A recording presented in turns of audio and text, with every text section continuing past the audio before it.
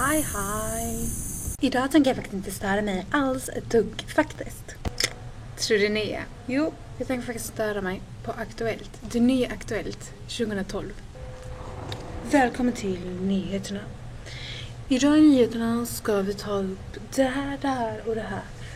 Jag, Drina, tycker att det är så toppen med de här nya nyheterna. För att de andra var så tråkiga. De här är inte alls tråkiga. De här är så underbara.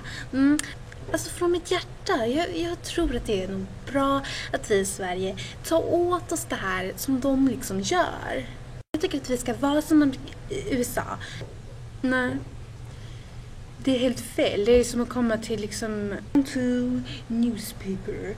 Eller vad det heter. Nej, så bara komma då. Hej, välkommen till nyheterna. Idag ska vi ha det här i nyheterna. Vet ni vad det här är? Och vet ni vad det här är? Ja, det är lite konstigt med nyheter. Liksom, varför kan de inte ha det som de hade innan? Du vet, traditionellt svenskt. Då det inte blev så här 2 och så. Skadat mig. Men varför ska det vara traditionellt svenskt? Det kan väl vara amerikanskt?